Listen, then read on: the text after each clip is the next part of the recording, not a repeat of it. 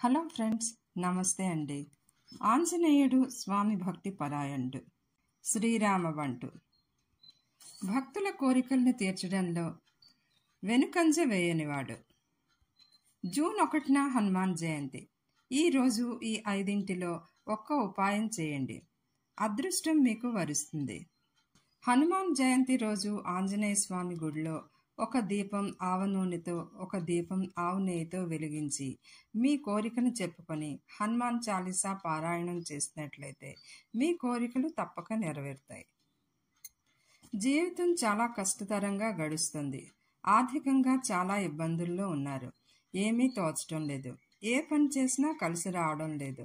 అలాంటప్పుడు ఒక చిన్న ఉపాయం చేయండి, మీకు మంచి రోజులు తప్పక వస్తాయి. ఈ ఉపాయం ఏంటంటే, ఒక ఇత్తడి గిన్నెలో ఒక ముట్టెడు కొమ్ము శనగలు తీసుకుని వాటిని నానబెట్టి రాత్రి పడుకునేటప్పుడు మీ తల దగ్గర పెట్టుకోండి. ఉదయం లేచిన తర్వాత ఆ శనగల్ని తీసుకొని ఆవుకి తినిపించండి. మీ భాగ్యరేఖ సరిగా పనిచేయడం మొదలు పెడుతుంది. అదృష్టం వరిస్తుంది. అలాగే ఆంజనేయుడికి ఆవ నూనె అంటే చాలా ఇష్టం అండి. చాలా పరిహారాలకి ఆవ నూనె వాడతారు. 11 రావి ఆకుల్ని తీసుకుని వాటిపై శ్రీరామ అని రాసి ఆంజనేయుడికి సమర్పించండి. మీ కష్టాలు తొలగిపోయి ధన సంపాదన పెరుగుతుంది. ఆంజనేయుడికి కిళ్ళీల మాల అంటే చాలా ఇష్టం.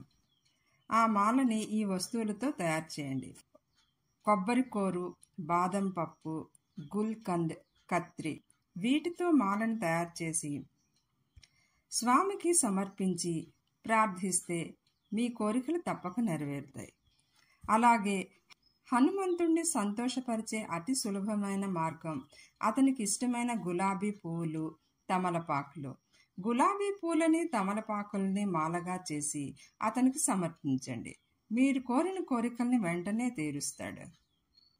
ఈ మాలను సమర్పించిన తర్వాత హనుమాన్ చాలీసా పారాయణం చేయండి.